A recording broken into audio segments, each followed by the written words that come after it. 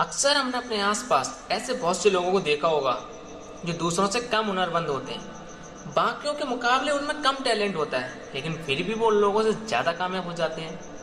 तो ऐसा क्यों होता है? क्या उनकी किस्मत अच्छी थी या फिर ऊपर वाले ने उनका साथ दिया? इस चीज़ के पीछे क्या कारण हो सकता है, जरा सोचिए। इसके पीछे सबसे मुख्य कारण आलस्य होता है। जी हाँ, कामयाब होने के लिए सिर्फ हुनर नहीं चाहिए, काम को करने के लिए जोश और हिम्मत चाहिए। अगर आप में जोश और हिम्मत की जगह आलस्य है तो आप में कितना भी हुनर हो, वो हुनर किसी काम का नहीं रह जाता। जैसे एक दीमक पेड़ को अंदर से खोखला कर देती है। बाहर से तो वो पेड़ वैसे का वैसा ही दिखता है, लेकिन अंदर से वो पेड़ खोखला हो चुका होता है। उसी तरह आलस्य आदमी को अंदर से खोखला बना देता है। उसका जोश, उसकी स्फूर्ति अंदर से मर चुकी होती है। चाहे बाहर से वो आदमी स्वस्थ नजर आए, लेकिन अंदर से आलस्य ने उस दीमक की तरह उसके शरीर को अंदर से खोखला कर दिया होता है। आज की कहानी जो मैं आपको सुनाने वाला हूँ, इसमें आपको आलस्य के कुछ मुख्य कारण पता चलेंगे और उससे बचने के लिए कुछ यौगिक उपाय भी बताए जाएंगे। इससे पहले कि आप इस कहानी में खो जाएं, इस चैनल को सब्सक्राइब जरूर कर लें। तो चलिए कहानी शुरू करते हैं। एक बार की बात है, एक आलसी आदमी बुद्ध के पास आकर कहता है कि हे बुद्ध, मैं अपने आप से बहुत परेशान हूँ। मैं बहुत आलसी आदमी हूँ, इसलिए सब लोग मुझे ताने देते रहते हैं। आपके पास ऐसा कोई मार्ग है जिससे मेरा आलस्य दूर हो सके? यह सुनकर बुद्ध ने कहा कि तुम्हें कैसे पता कि तुम आलसी आदमी हो? इस बात का उत्तर देते हुए वो आदमी बोला कि हे बुद्ध, मुझसे सब लोग कहते रहते हैं कि तुम बहुत आलसी आदमी हो, तुझसे कोई काम ठीक से नहीं होता, तू हर काम को टालता रहता है और भी ना जाने क्या क्या बातें कहते रहते हैं। यहाँ तक कि मेरे परिवार के लोग भी मुझे आलसी आदमी कह के पुकारते हैं। यह सुनकर बुद्ध उस आदमी से पूछते हैं कि तुम्हारे पास आलसी होने का कोई प्रमाण है? क्या तुम यह सिद्ध कर सकते हो कि तुम एक आलसी आदमी हो?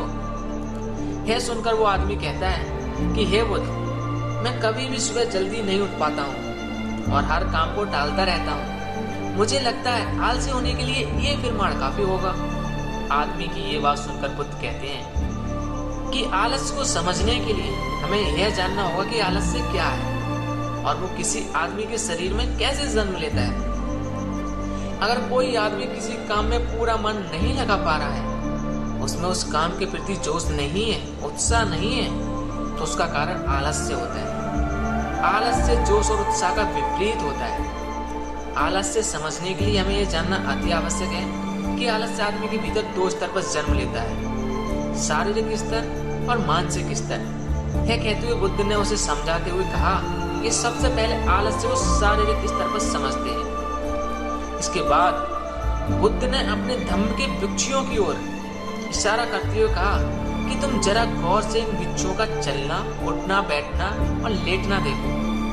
वृक्षों के चलने में एक तालमेल होता है, एक लय होती है, एक आनंद होता है। जब ये बैठने की मुद्रा में होते हैं तो इनकी रीढ़ की हड्डी सीधी होती है, गर्दन थोड़ी सी उठी हुई होती है और वहीं पर जब ये लेटते हैं तब इनका शरीर पूरा शांत व स्थिर होता है। और वहीं जब एक आलसी आदमी चलता है, वो एकदम झुका हुआ, थका थका, बिना आनंद के चल रहा होता है। याद रखो, 70% आलस्य हमारे उठने, बैठने, चलने और लेटने से तय होता है। अगर हम अपनी इन अवस्थाओं को समझ लेते हैं और होश पूर्वक चलने, उठने, बैठने का अभ्यास करते हैं तो हमारा 70% आलस्य खत्म हो जाता है। शारीरिक स्तर पर आलस्य का दूसरा कारण होता है सही नींद ना लेना। अक्सर हमें पता ही नहीं होता है कि हमें कितनी देर सोना है। याद रखो, एक मानव को सीमित नींद लेनी चाहिए। अगर कोई सीमित समय से ज्यादा नींद लेता है तो भी वो आलस्य का शिकार होगा, और अगर वो सीमित समय से कम नींद लेता है तो वो आलस्य का शिकार होगा ही। यह सुनकर वो आदमी बोला कि हे बुद्ध, एक मानव शरीर को कितनी नींद लेनी चाहिए? इसका उत्तर देते हुए बुद्ध ने कहा कि एक मानव शरीर को 6 से 8 घंटे की नींद लेनी चाहिए। अगर आपका शरीर ज्यादा थका हुआ हो तो 8 घंटे की नींद लेनी चाहिए, अगर कम थका हुआ हो तो 6 घंटे की नींद लेनी चाहिए। इसी के साथ यह भी ख्याल रखना चाहिए कि सोने के लिए रात का समय निर्धारित किया गया है। कुछ लोग दिन में ही सो जाते हैं, जिसकी वजह से आलस्य धीरे धीरे उनके अंगों में समाने लगता है। शारीरिक स्तर पर आलस का तीसरा मुख्य कारण है सुबह जल्दी न उठ पाना।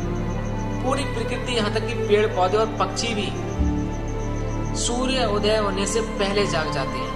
यह हम सब पक्षियों को देखकर भी समझ सकते हैं कि प्रकृति ने मनुष्य को जागने का कौन सा समय निर्धारित कर रखा है। अगर हम सुबह जल्दी उठते हैं, सूर्य उदय होने से पहले उठते हैं, तो हमारे शरीर में स्फूर्ति होगी, ताजगी होगी और हम अपने हर काम में मन लगा पाएंगे। यह सुनकर वो आलसी आदमी बोला कि हे बुद्ध, लेकिन मेरा काम ऐसा है जो मैं रात में कर पाता हूँ, इसलिए मैं रात को सही समय पर नहीं सो पाता हूँ और सुबह जल्दी नहीं उठ पाता हूँ। तो जिन लोगों का काम रात में होता है तो वो सुबह कैसे जल्दी उठ पाएंगे? ये सुनकर बुद्ध को सोच विचार करते हैं और उसके बाद कहना शुरू करते हैं कि जिन लोगों का काम रात में होता है उन्हें अपना काम पूरा मन लगा के करना चाहिए। अगर ऐसे लोग रात में काम करके दिन में भी सोते हैं और सीमित समय की नींद लेते हैं तो वो भी आलस्य से बच सकते हैं। लेकिन जितनी गहरी नींद रात में आती है उतनी गहरी नींद दिन में नहीं आ पाती, क्योंकि दिन में शोर शराबा ज्यादा होता है जिससे आदमी गहरी निद्रा में नहीं जा पाता। इसलिए जो आदमी दिन में सोता है उसे कुछ ऐसी व्यवस्था करनी चाहिए जिससे बाहर का शोर शराबा उसकी नींद में बाधा ना बन सके। इसके लिए वो अपने कानों में रुई वगैरह ठूस सकता है जिससे बाहर की आवाज उसके कानों में ना पड़े और वह गहरी निद्रा में सो जाए। शारीरिक आलस्य का अगला मुख्य कारण होता है भोजन। सही समय पर और सही भोजन करना शरीर के लिए अति आवश्यक होता है। कुछ लोग ऐसा भोजन करते हैं कि जिसमें कोई जान भी नहीं होती। अब आप ही सोचिए, जिस खाने में कोई जान ही नहीं है, जिस खाने में कोई ऊर्जा ही नहीं है, वो खाना आपके शरीर को ऊर्जा कैसे दे सकता है? अगर इंसान ऐसा खाना खाएगा ही तो उसका शरीर किसी भी काम करने में प्रतिरोध करेगा ही। अक्सर गलत समय पर उल्टा सीधा भोजन करने से आदमी का मोटापा बढ़ता जाता है और एक पतले इंसान के मुकाबले भारी शरीर वाले इंसान के शरीर में ज्यादा आलस्य पाने की संभावना हो जाती है। इसके लिए ऐसा भोजन करो जो प्रकृति से सीधे प्राप्त होता हो। कि हे बुद्ध, शारीरिक स्तर पर तो मैं आलस्य को समझ गया हूँ, लेकिन मानसिक स्तर पर आलस्य क्या होता है? इसका उत्तर देते हुए बुद्ध कहते हैं कि इंसान को अपने जीवन में बहुत सारी नाकामयाबी मिलती है। जब वो नाकामयाब होता है तो किसी काम को पूरा नहीं कर पाता तो उसका जोश और उत्साह अगले काम को करने के लिए ठंडा पड़ जाता है। जब भी वो किसी नए काम को शुरू करता है तो उसका पिछला काम उसके मन में प्रभावित करता रहता है, इसलिए वह नया काम पूरे जोश और उत्साह के साथ पूरा मन लगाकर नहीं कर पाता। यही आलस्य का कारण बन जाता है, जिसकी वजह से वो नया काम भी पूरा नहीं कर पाता, क्योंकि उसका पूरा जोश और पूरा मन नहीं लगा होता है। इसके लिए हमें यह समझना जरूरी है कि जो पिछला काम हमारा पूरा नहीं हो पाया उससे हमें भी बहुत कुछ सीखने को मिला है, उससे हमें एक अनुभव लगा सकते हैं।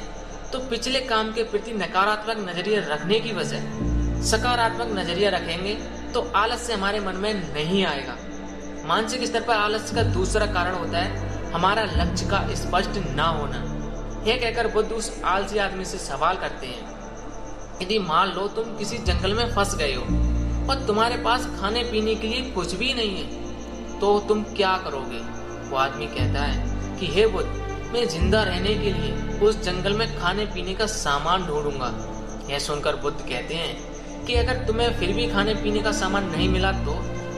जवाब देते हुए वो आदमी कहता है कि हे बुद्ध, तुम्हें किसी भी तरह किसी भी कीमत पर उस जंगल से बाहर निकलने का पूरा प्रयास करूंगा। यह सुनकर बुद्ध कहते हैं क्योंकि वहां पर तुम्हारा लक्ष्य क्लियर है, इसलिए तुम्हारे मन में कोई आलस्य नहीं आएगा। उस समय तुम्हें पता होता है कि तुम्हारे शरीर के लिए खाना पीना ढूंढना है। अगर तुम नहीं ढूंढोगे तो तुम बिना खाना पिए के मर जाओगे।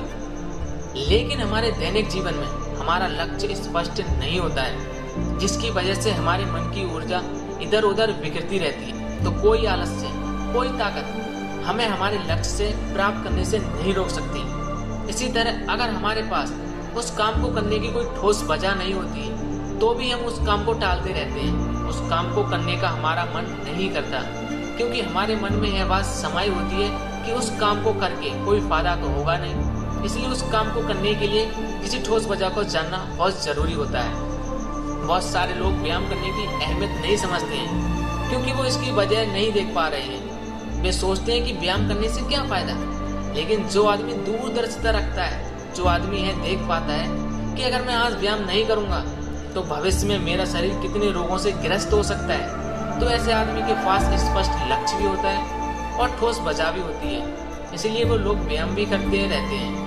मानसिक स्तर पर आलस्य का अगला मुख्य कारण होता है आलसी लोगों का साथ। अक्सर कुछ लोग आलसी नहीं होते हैं, लेकिन उनके आसपास के लोग आलसी होते हैं। अगर आपकी संगति में आलसी लोग भरे हुए हैं तो आप भी उनकी तरह हो जाएंगे, तो आपका भी मन काम करने से भागने लगेगा। आलस्य एक छुआछूत की बीमारी की तरह होता है। जितने ज्यादा आलसी लोगों से आप घिरे रहेंगे, आपका मन उतने ही आलस्य को पकड़ लेगा। मानसिक स्तर पर आलस्य का अगला मुख्य कारण है कि किसी भी काम को टालते रहने की आदत। कुछ लोगों की आदत होती है काम को टालते रहने की। आज का काम कल पर, कल का काम परसों पर। हमें यह महसूस भी नहीं होता है कि धीरे धीरे यही हमारी आदत बन जाती है और ये काम को टालते रहने की आदत आपको आलसी बना देती है। इसीलिए किसी भी काम को कल पर मत टालो। और सबसे आखिर में बुद्ध ने कहा है कि किसी भी काम को करने के लिए आपके पास उम्मीद होनी चाहिए, उत्साह और जोश होना चाहिए। हर काम को नया काम समझ के करना चाहिए। इसके बाद बुद्ध ने कहा है उस आलसी आदमी से कि याद रखना, अगर तुम्हारे पास कोई स्पष्ट लक्ष्य है, उसे पाने के लिए आपके पास ठोस वजह भी है, तो दुनिया की कोई भी ताकत आपको काम करने से नहीं रोक सकती।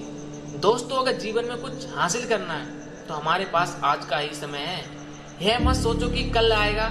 यह मानकर चलो कि जीने के लिए हमें सिर्फ 24 घंटे मिले हैं। 24 घंटों में मरने से पहले क्या क्या कर सकता हूँ, यह समझ लीजिए।